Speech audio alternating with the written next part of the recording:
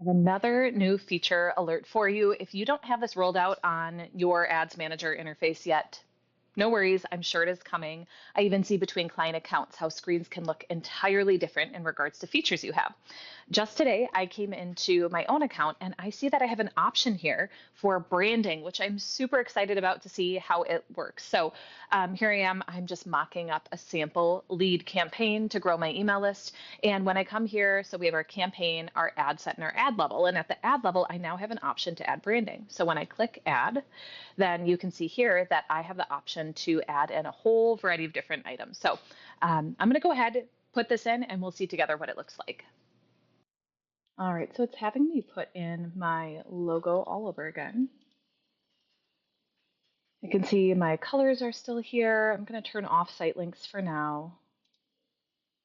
Just selecting a random image that I have. I started typing out a little bit of ad copy, and then we can see that AI is generating some other ad copy options, so I can choose those if I like them, or you can also come in here and edit them, right? Let's see if there's a couple I like. Sure, we'll just say I take that one. Okay, I'm going to say, just for time's sake, we'll just keep it there. Sure, I like that one. Okay, we will click on next. I have to say, a little bit freaky. So anyway, then on my next under image generation, it's created all of these AI versions of me. Some are better than others. So anyway, I'm going to click on skip and continue. I have no interest in using any of these, but I can see here that the logo option is added here, as is the color. And I think, honestly, I don't see where they've incorporated the logo at all, though I do see my brand colors being incorporated here. Looks like they chose what they thought would work best.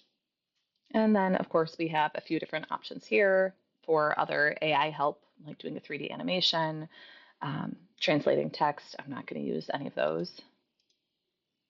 And very interesting outcome here. So it looks like because I did not choose the AI images that they had made, it looks like maybe those brand colors are not too relevant, nor is using my logo. However, I was reading the note that Meta says here, which is representing your brand in AI text and image generation.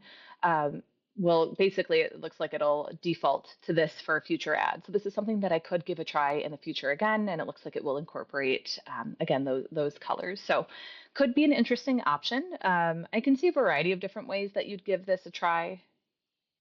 I'm not sure that I would rush to use this with products, as I've just seen over the last, I'd say like year and a half or so, that Meta still will kind of make the products look a little bit goofy for a number of my clients. So, of course, feel free to give it a try for your own brand, but we are not using AI image generation for our clients' products just because there are little flukes. Sometimes proportion isn't quite right between, text on a t-shirt and the size of the image or the size of the hand compared to the size of the product. So, again, feel free to play around with it. I think it's maybe less important if it's, if you're using some kind of like stock photography. That could be something like, maybe in that case you could be willing to give it a try. But I think for some of these products where they require a little bit more human element, that isn't the route that we're going these days.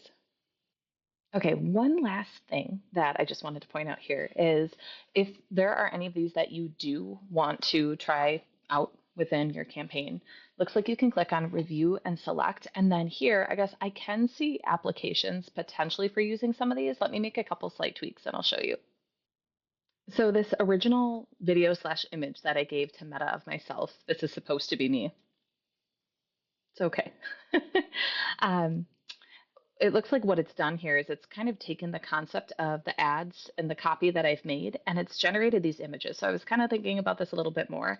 And when we see an image like this, I can tell that it knows I'm speaking to people who are selling physical goods. So I could see maybe a scenario where I'd give something like this a try.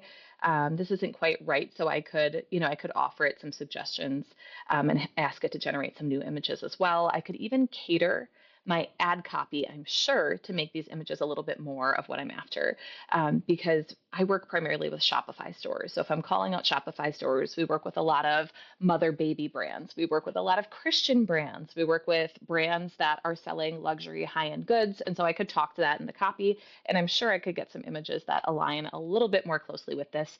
The copy I gave it was a little bit more broad. So am I ruling this out entirely? No. But like I said, I would be careful if you are selling a physical good that these images might not properly represent your product. So just something to be aware of. Now I went ahead and selected that one extra image, and as you can see, this is going to show multiple different images, right? So based on what Meta believes people will be likely to respond to best, if I selected, 8 different images, if I liked a number of them, they'll all show up here and Meta will rotate through them to show people the best performing ad creative. With that, I hope you enjoyed this tutorial. This is something that I'll continually be checking in on and testing for our clients, because one thing that I've realized with Meta over the years is that their algorithm and their capabilities just become more and more advanced. So I am excited to see where this goes.